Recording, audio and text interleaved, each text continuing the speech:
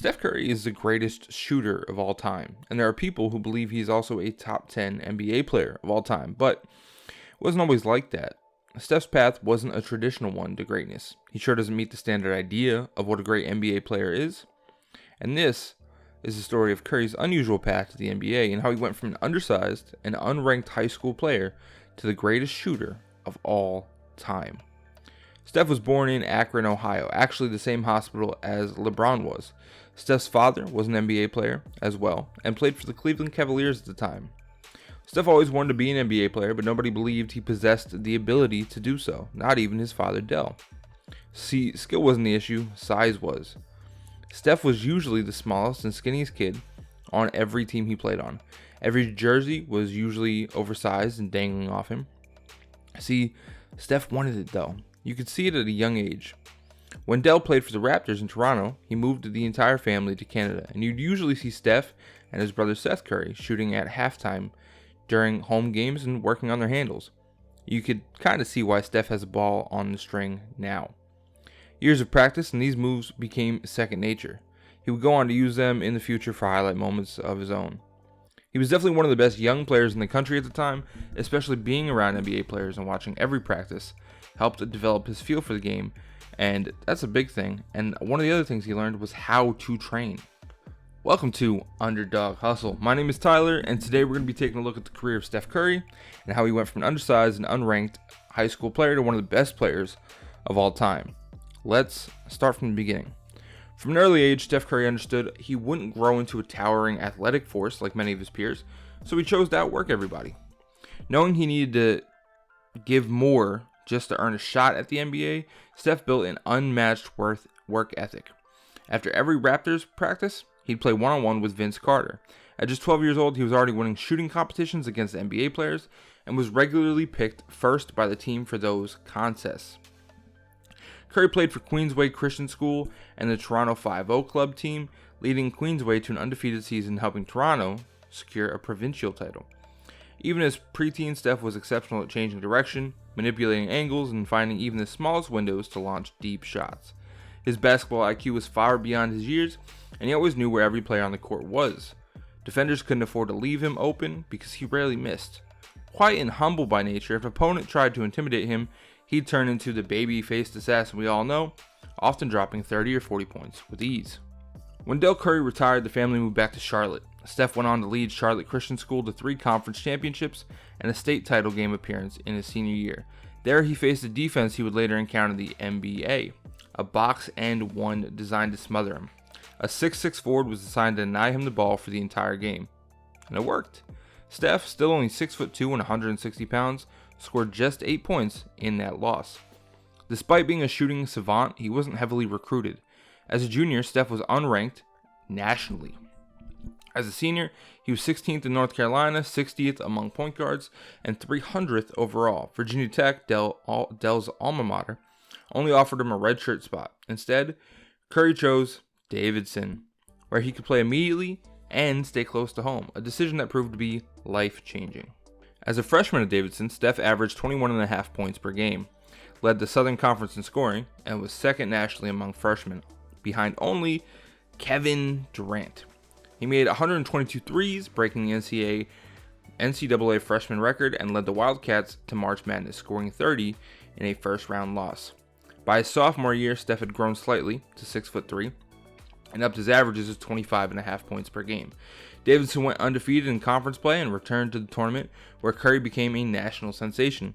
He exploded for 40 against Gonzaga, leading Davidson to its first NCAA tournament win in 39 years. Against Georgetown, he scored just 5 in the first half, but then erupted for 25 in the second to complete a 17-point comeback. He followed that with 33 points in a Sweet 16 win over Wisconsin. Even in a narrow Elite 8 loss to top-seeded Kansas, Steph dropped 25 points. Over 4 magical games, he averaged 32 points while breaking the NCAA single-season record for three-pointers made, a record that still stands. Instead of declaring for the NBA draft, Curry returned to develop as a point guard. As a junior, he led the NCAA in scoring at 28.6 points a game, added 5.6 assists and 2.5 steals. He was a consensus first-team All-American. Still, doubts persist, At 6'2", 6'3", and 185 pounds, he was labeled as an undersized and too slight. Scouts questioned if he could be a true NBA point guard. In the 2009 draft, Minnesota had the 5th and 6th pick and selected 2 point guards not named Steph Curry, Ricky Rubio, and Johnny Flynn. Then came the 7 most important words in Warrior history. With the 7th pick, the Golden State Warriors select Stephen Curry from Davidson College. Steph immediately made Minnesota regret their decision. As a rookie, he averaged 17, 6, and 2 steals. Finishing second in Rookie of the Year voting, he shot top 10 from 3 and recorded 8 30-point games, the most by a rookie since LeBron and Melo in 2004. The next season, he improved slightly, but played second fiddle to Monte Ellis, who personally, off topic, was one of my favorite players in that time, who took the lion's share of the shots. Still, Steph led the NBA in free throw percentage at 93.5, a Warriors record. But that's where the ankle problems began. In his third year, he played just 26 games. The Warriors nearly traded him to Milwaukee for Andrew Bogut, but the Bucks doctor nixed the deal due to Curry's risky ankles. The trade went through anyway, Monte Ellis was shipped instead, and the Warriors fans were furious. They didn't know it yet, but a failed trade saved the franchise. In 2012, the Warriors took a gamble and gave Curry a 4-year, $44 million extension, considered risky at the time, kind of usual contracts nowadays. That summer, they drafted Harrison Barnes and Draymond Green, combined with Steph and second-year guard Klay Thompson. The core was set. Under coach Mark Jackson, the Warriors started playing defense and finally made the playoffs. Steph averaged 23 points, 7 assists, dropped 54 at Madison Square Garden, and broke Ray Allen's single-season three-point record with 272 threes on 53 fewer attempts, which is nuts. In the 2013 playoffs, the Warriors beat the Nuggets and lost to the more experienced Spurs.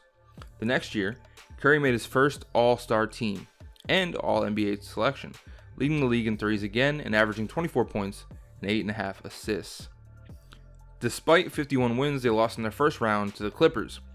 Jackson was fired, and Steve Kerr was brought in. The Warriors exploded in 2015. They led the league in pace, scoring, shooting, and defense, finishing with 67 wins. Steph won MVP with 24 points, 7.7 assists, and 2 steals per game, despite sitting 17 fourth quarters. In the playoffs, they steamrolled through, beating the Pelicans, Grizzlies, and Rockets before facing LeBron and the Cavs in the finals. Down 2-1, Kerr inserted Iguodala into the starting lineup and turned the series. The Warriors won in 6, with Iguodala getting finals MVP, though Curry's 26 points and 6 assists per game were equally vital, but this is like the Iguodala LeBron stopper stuff. In 2016, the Warriors ran it back with a vengeance, winning an NBA record 73 games. This is beating out the Bulls. Steph shattered his own three-point record, hitting 402 threes, winning his second MVP, this time unanimously. He joined the 50-40-90 club, which is 50% on field goals, 40% on three-point percentage, and 90% from the field. Led the league in scoring at 30 points per game, but in the finals, after coming back from 3-1 against OKC, the Warriors blew a 3-1 lead to Cleveland. Draymond's suspension and Curry's knee injury were pivotal. In Game 7, he couldn't shake Kevin Love in crunch time, and the Warriors became a punchline. Then came Kevin Durant. With KD joining Curry, Klay, Draymond, and Iggy, the Warriors formed arguably the greatest team ever.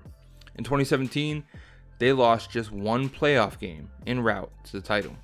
Curry averaged 28, 6, and 6 on a mind-bending 66% true shooting. In 2018, they repeated, sweeping LeBron's Cavs.